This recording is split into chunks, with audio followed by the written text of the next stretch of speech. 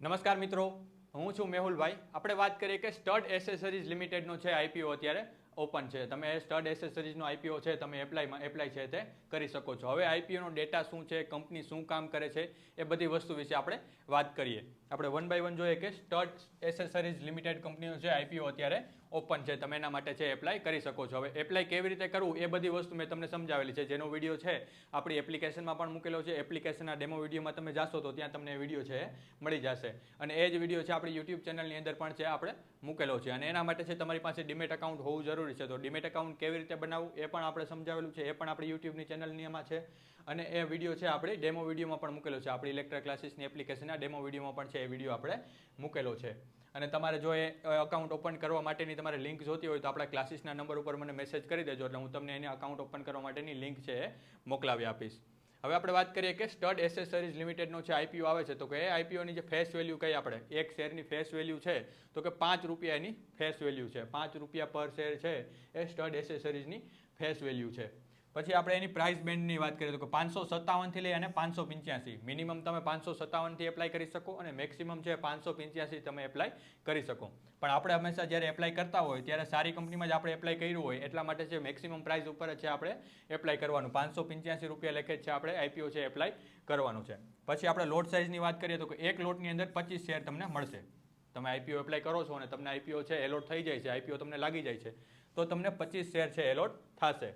અને આઈપીઓ ટાઈપની વાત કરીએ તો કે ઓફર ફોર સેલ છે. મતલબ કે આખો જે આઈપીઓ છે એ ઓફર ફોર સેલ છે કે એનો જે અમાઉન્ટ છે આપણે જે કંઈ એપ્લાય કરી છે એનો અમાઉન્ટ છે એ પ્રમોટરને એ અમાઉન્ટ છે લઈ જશે. આખો આઈપીઓ છે એ ઓફર ફોર સેલમાં છે. ટોટલ ઇસ્યુ સાઇઝની વાત કરીએ તો કે 455.49 કરોડ 455.49 કરોડ છે કંપનીને જરૂર છે.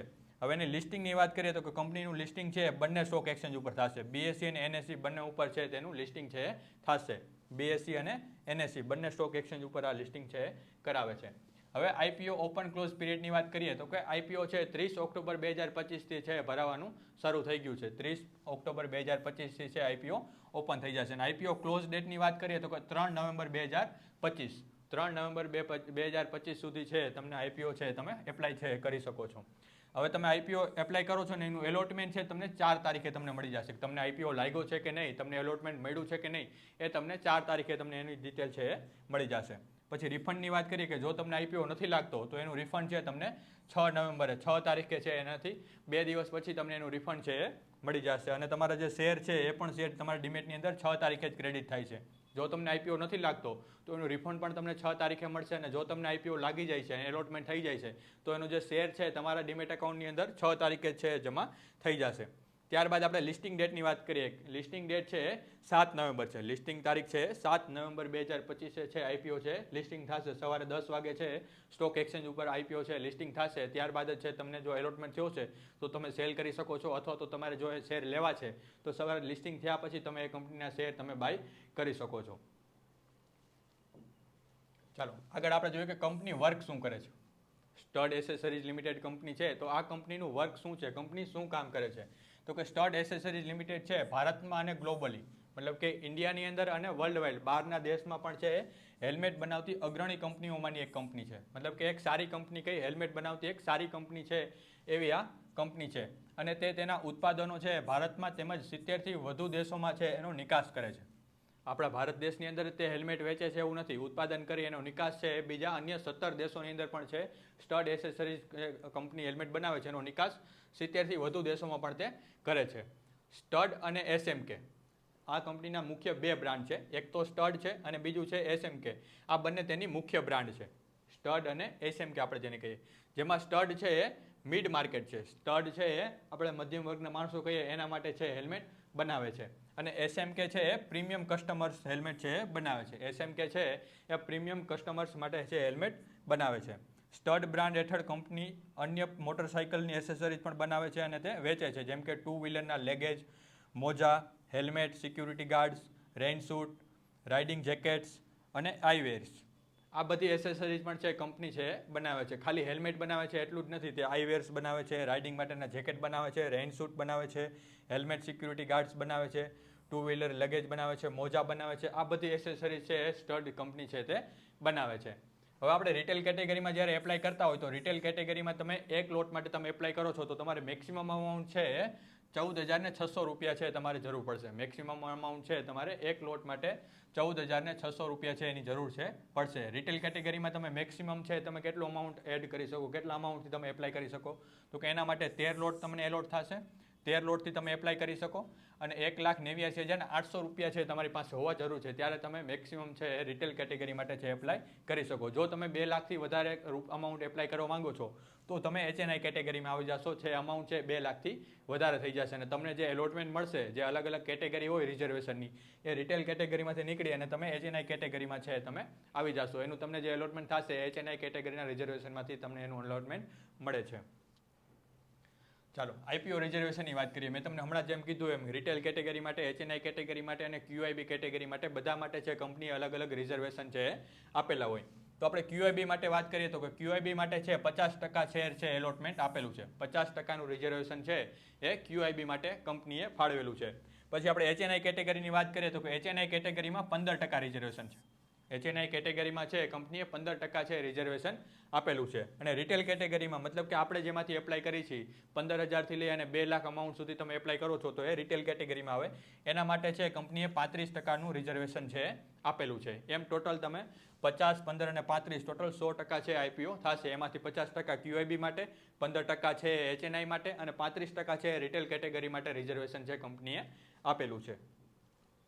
ચાલો નેક્સ્ટ વાત કરીએ આપણે આઈપીઓ પ્રમોટર્સની. આખો આઈપીઓ છે ઓફર ફોર સેલ છે, જેટલું પણ કાંઈ અમાઉન્ટ છે એ પ્રમોટર્સને જશે. તો આપણે પ્રી હોલ્ડિંગ, પ્રી ઇસ્યુ અને પોસ્ટ ઇસ્યુ મતલબ કે આઈપીઓ આવ્યા પહેલા પ્રમોટરનું હોલ્ડિંગ કેટલું હતું અને આઈપીઓ આવી ગયા પછી પ્રમોટરનું હોલ્ડિંગ કેટલું છે. તો કે આઈપીઓ આવ્યા પહેલા છે 78% છે પ્રમોટરનું હોલ્ડિંગ હતું આ કંપનીની અંદર. સ્ટડ એસેસરીઝ કંપનીમાં છે એ પ્રમોટરનું હોલ્ડિંગ છે 78.78% હતું. હવે એમાંથી જેટલા પ્રમોટર્સ નીકળે છે તો કે આઈપીઓ આવી ગયા પછી એનું પ્રમોટર હોલ્ડિંગ કેટલું થશે તો કે 61.76%.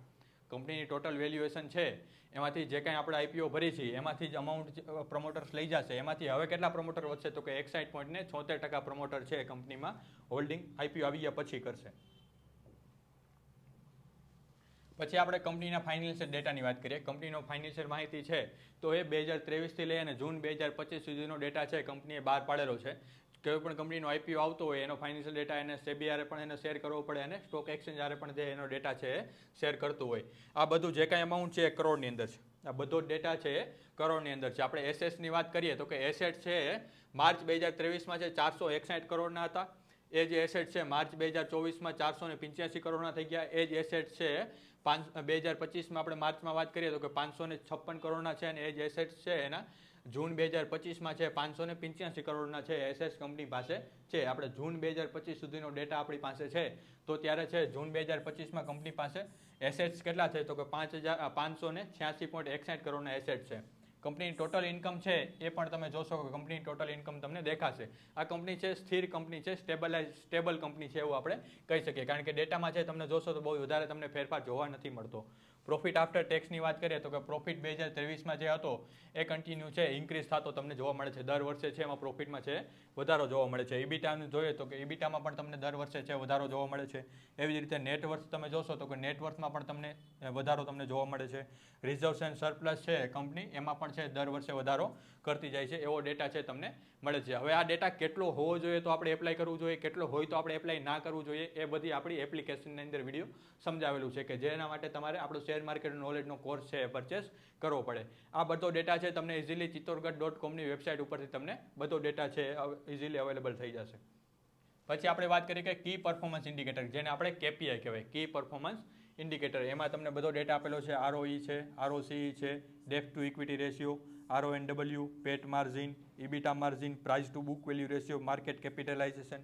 આ બધાની ડેફિનેશન છે મેં તમને સમજાવેલી છે કે આ બધી ROC શું છે, ROCE શું છે, RONW શું છે, આ બધી વસ્તુ મેં તમને સમજાવેલી છે. એનો વિડીયો છે આપણી એપ્લિકેશનમાં છે મૂકેલો છે. પછી EPS છે, પ્રાઇસ ટુ ઇક્વિટી રેશિયો, આ બધી વસ્તુ તમને ઇઝીલી મળી જશે. chittorgarh.comની વેબસાઇટ ઉપરથી છે તમને સમજાઈ શકે એ રીતે છે એ વેબસાઇટમાં તમને બધી વસ્તુ આપેલી છે. ચાલો હવે વાત કરીએ આપણે GMPની, જે આપણે ગ્રે માર્કેટ પ્રીમિયમ કહીએ. કોઈ પણ આઈપીઓ આવે છે તો જનરલી છે બધા GMPની જ વાત કરતા હોય છે, પણ એની પહેલાં છે આપણે આગળ જે કાંઈ ડેટા જોયો એ બધી વસ્તુ વિશે આપણને ખ્યાલ હોવો જોઈએ. એ બધું માહિતી મેળવીને ત્યારબાદ જ છે આપણે આઈપીઓ માટે એપ્લાય કરવું જોઈએ.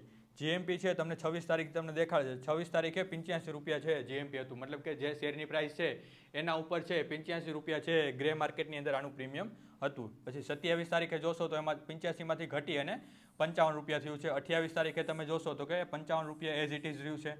29 તારીખે તમે જોશો તો એ 55 માંથી 53 રૂપિયા થશે. અને આઈપીઓ જ્યાં ઓપન થયો 30 તારીખે તમે જીએમપી જોશો તો એ 63 રૂપિયા તમને જોવા મળે છે. 63 રૂપિયા છે અત્યારે ગ્રે માર્કેટ પ્રીમિયમ છે, મતલબ કે શેરની જે મેક્સિમમ પ્રાઇસ છે એના ઉપર છે 63 રૂપિયા વધારે આપી અને ગ્રે માર્કેટની અંદર એના સોદા છે એ થયેલા છે. એસ્ટિમેટેડ પ્રોફિટની વાત કરીએ તો કે આજના દિવસ સુધી 1575 રૂપિયા, મતલબ કે 1575 રૂપિયા તમને એક લોટ ઉપર એસ્ટિમેટેડ પ્રોફિટ મળવાના ચાન્સીસ છે તે રહેલા છે, એવું ગ્રે માર્કેટ પ્રીમિયમ કહે છે.